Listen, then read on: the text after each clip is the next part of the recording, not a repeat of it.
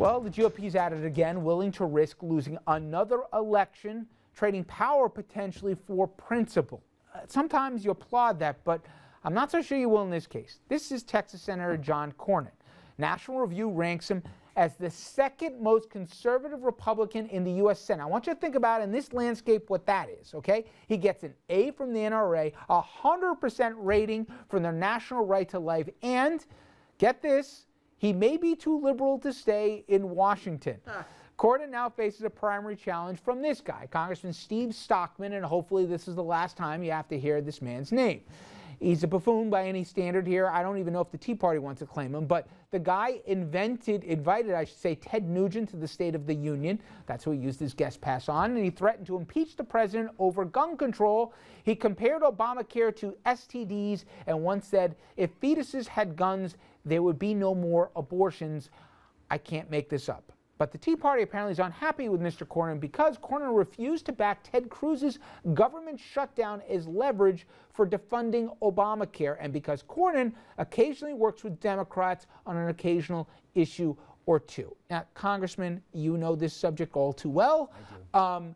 This is hardly isolated. We have as many as 6 different seats here where Republicans, comfortable Republicans, are being challenged in the U.S. Senate in primaries.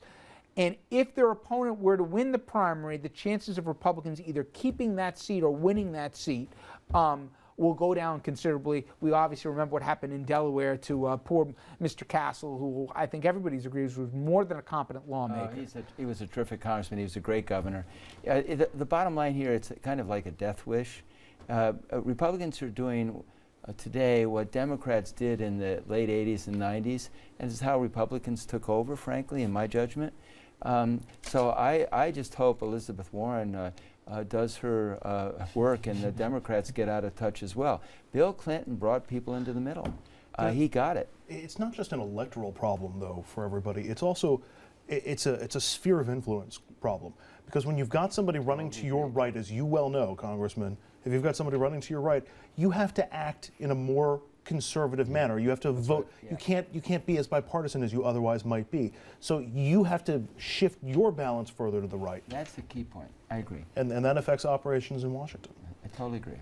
And like Andrew said, it's chilling. Think about the things that we can't even talk about. And I mean, immigration reform, right?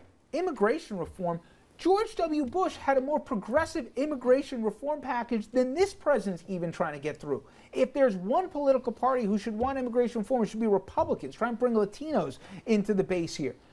But if you're a Republican and you come out for this, you're asking for a Tea Party challenge, even if it's for the good, not only of the country, but of your party and politically to try and win a national election.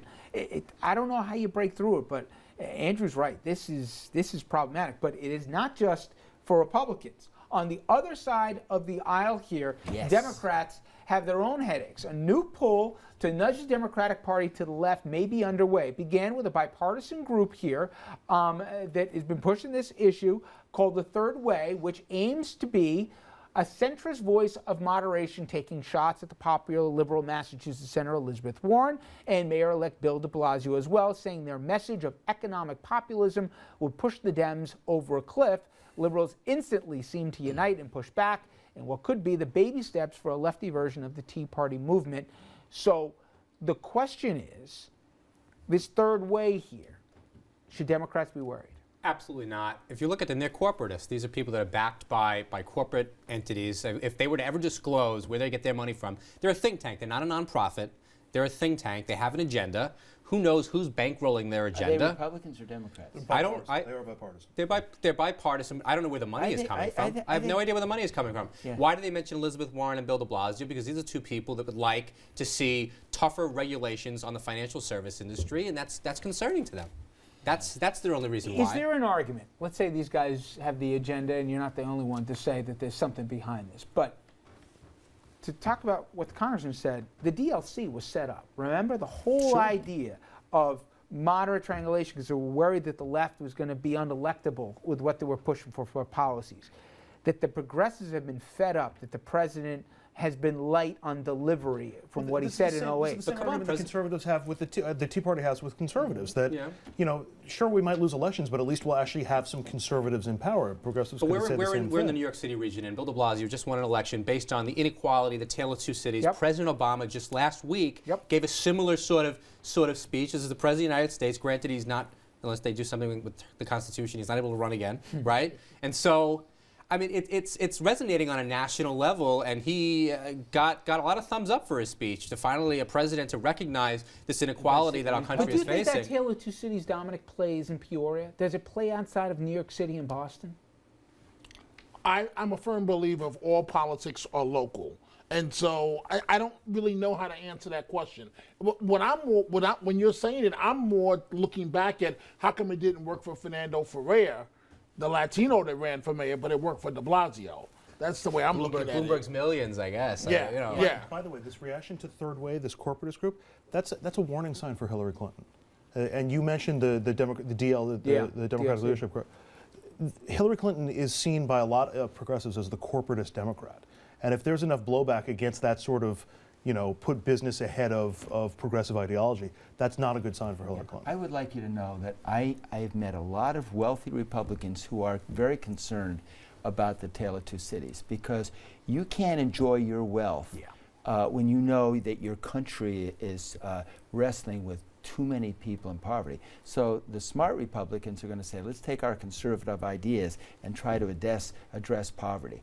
That's what Newt Gingrich I hope you're right here, because that, I think, is going to be one of the biggest issues we're going to be dealing with here. And until somebody gets serious about it, it's going to get worse before it gets better. Okay, when we come back, it is the kind of news that, if he was still with us, might make George Steinbrenner go out and buy the Baseball Hall of Fame. Hall of Fame not voting the late Yankee owner into the Hall yesterday, even though Joe Torre got in. And as a lifelong Yankee fan, I'm conflicted too, but while people say this was a no-brainer, I think it was a tougher call. We're going to bring in Ed Randall, who's going to talk a little baseball with us straight ahead.